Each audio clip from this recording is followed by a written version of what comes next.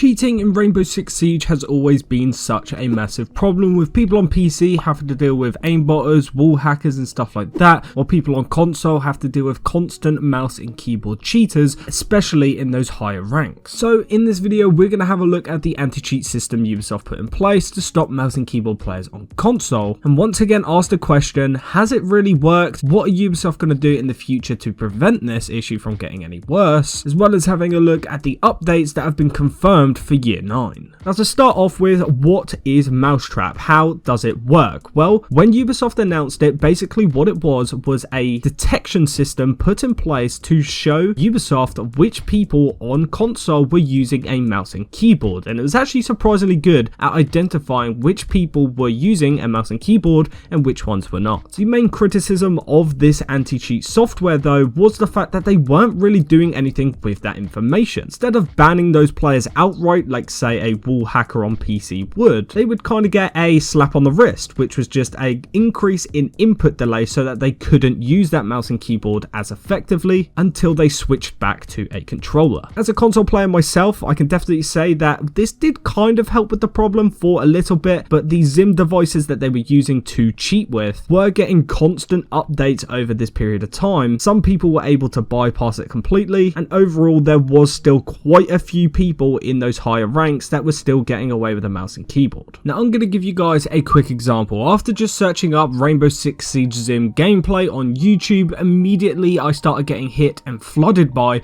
lots and lots of gameplay of champion people on console using a mouse and keyboard openly and blatantly. Now it's people like this that glorify the Zim and stuff like that that make the problem 10 times worse, because people will see this video and just think it's okay. Some people in the comments are just asking for what settings he's using for his Zim so that they can use the same sensitivity and stuff like that, and overall it's just promoting such a bad environment for console Siege. Now don't get me wrong, cheating in video games is not going anywhere, cheating in Siege is not going anywhere. Even if we got a better anti-cheat, and even if Ubisoft ended up banning these Zimmers permanently, there would still be issues and people flying under the radar and getting by. Unfortunately, that is just a problem in gaming in general, but still it is such a sad sight to see. As you can see from the gameplay itself, this dude is quite clearly at such an advantage. Yes, he could definitely still put it down to just being good with a mouse and keyboard and technically just being better than those on console, but it's definitely safe to say that when using a controller, it is definitely 10 times harder to aim than it is with a mouse and keyboard. With a mouse, you can make very quick, precise movements and you can really get down to your fine-tuned aiming. Even for myself, as a console player for literally my whole life, I'd argue that my aim on PC is just as good, if not better, than on console. The only real issue I have when playing on a mouse and keyboard is my recoil control. So I could probably guarantee that if I was using a mouse and keyboard on console, I would probably be able to hit champ as well. And when someone like me, who's genuinely probably not even supposed to be in champ, gets in champ by using a mouse and keyboard, it makes all the people who got there legit and genuinely deserve to be there seem like it wasn't worth their time. Now the question at the time for Ubisoft was, why aren't you just banning those people outright? They are cheating just like someone on PC would be if they were using wall hacks or aimbot. And Ubisoft's reasoning for that was that some people on console with disabilities and stuff like that physically cannot use a controller, and they have to use these input devices to be able to play their favorite game. So banning it outright would actually stop those disabled people from accessing their game, which is completely fair enough. But for this reason, the people who were genuinely cheating with it and just getting away with it constantly day in day out, they were not being punished. All they were doing was using a mouse and keyboard until they got detected, switching it back to a controller for a couple of games until it wore off, plugging in their mouse and keyboard again until they would get mouse-trapped again. This is basically just a cycle they were repeating, and as I said, there were also people that were bypassing it with the Zim updates and stuff like that. So overall, the detection system Ubisoft put in place was very good, but what they were doing with that information was not the greatest. Now what's interesting is the changes that they have just announced for the Year 9 roadmap.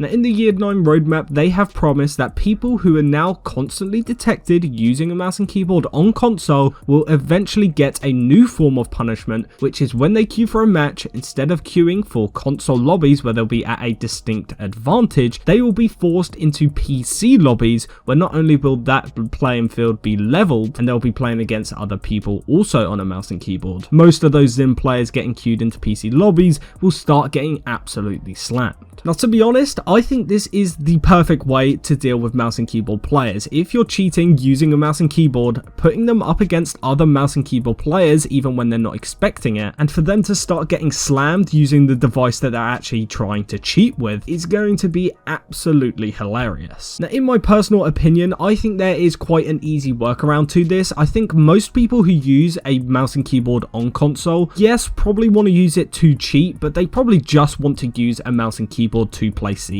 Some of those people probably just can't afford a top tier PC to be able to play and run Rainbow Six Siege properly, and it's probably the only way they can experience PC Siege at all. So the change that I'm suggesting is for Ubisoft to make mouse and keyboard support native to consoles, so that anyone can plug in a mouse and keyboard, it'll get detected, it'll be supported by Siege, but when they are plugged in, Ubisoft will only queue them into PC lobbies. In my opinion, it gets rid of majority of the middle ground. Those disabled people who can't use a controller will still be able to play on a console if they can't afford a PC. Same goes for those people who are only using a Zim to get a taste of mouse and keyboard Siege, and will also be a pretty good gateway for people on console currently who want to learn how to play on PC Siege at a later date. And then what they can do is keep the Mousetrap system in place, where they can then detect even more people who are still using a Zim. They can identify those people as people who are genuinely trying to cheat, and then permanently ban them or suspend them for 1 week, 2 weeks, and then a month, and then maybe a permanent ban. And overall, I think it's just the best way around a very sensitive issue. Either way, let me know all your thoughts and opinions down in the comment section below. Click the video on screen, and without further ado, guys, thank you for watching, and I'll see you in the next one.